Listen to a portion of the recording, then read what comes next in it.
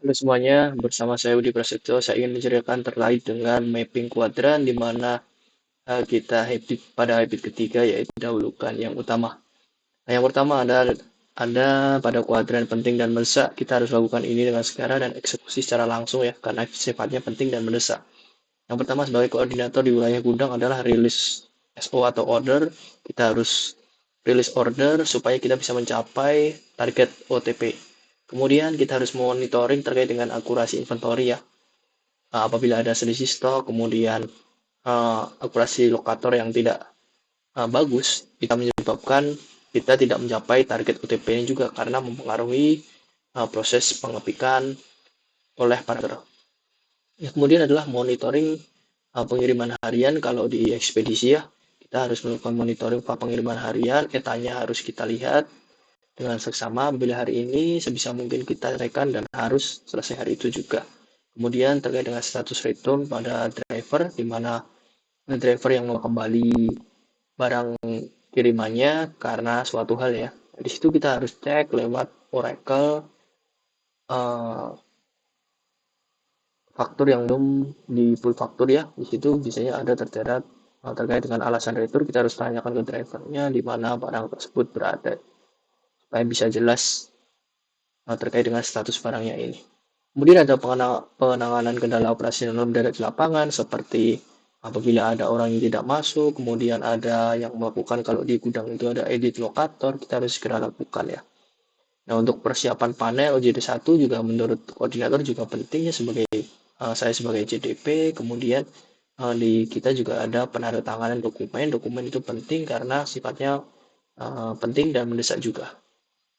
Kemudian ada kuadran 2 di mana ada penting dan tidak mendesak. Nah, di situ kita bisa merencanakan sifatnya itu rencanakan sehingga ini bisa tidak masuk ke kuadran 1 ya. Yang pertama adalah analisis performa tim, di mana kita analisis performa tim masing-masing personel ya. Kemudian rujukannya adalah data yang ada di EVA, kita bisa lihat di sana terkait dengan performa tim, kemudian penyelesaian tugas EJDP seperti sekarang ini, kemudian juga pendalaman proses bisnis operasional, dan kita harus terus belajar terkait dengan proses bisnis supaya lebih paham lagi terkait dengan operasional gudang. Kemudian ada pelaksanaan briefing pagi yang tidak kalah penting karena ini kita memulai pekerjaan, kita bisa menyampaikan pesan-pesan kita pada tim ya. Kemudian tentu saja menjaga kesehatan fisik dengan olahraga rutin. Selanjutnya ada kuadran 3 yaitu tidak penting dan mendesak. Di sini ada sedikit urgensi, namun aslinya tidak terlalu berpengaruh pada target kita. Ada misal ada panggilan telepon atau notifikasi yang ada di luar prioritas masuk ke telepon kita. Nah, kita ngecek-ngecekin itu tuh. Itu sebenarnya minim kontribusi ya pada target utama kita. Kemudian juga membalas pesan kepada orang lain meskipun kita sedang sibuk, kadang kita merasa sungkan atau tidak enak dengan orang lain ya, kita harus balas pesan itu. Kemudian ada tugas ekstra yang seharusnya bisa didelegasikan atau ditunda, uh, yang lebih seperti itu. Misal kita pengen beli makanan dan sebagainya, nah itu mungkin bisa ditunda dulu saat kita sedang dalam pekerjaan.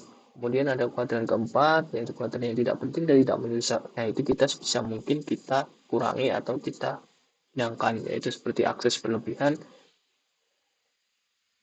dan terlibat perdebatan online di jam kerja. Bisa kita sedang scroll sosmed, kemudian kita adu argumen di komen di sosmed. Nah, itu menurut saya kurang bijak dan harus segera dieliminasi. Kemudian menonton konten hiburan tanpa ada batasan waktu yang jelas, kita terlalu terlena dengan telepon kita, handphone kita, dan kemudian ada begadang dengan tanpa tujuan yang jelas juga yang merusak fokus kita untuk besok hari.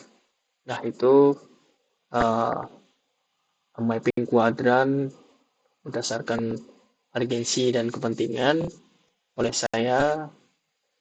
Terima kasih atas perhatiannya. Sampai jumpa kembali. Saya Budi Prasetyo. Terima kasih.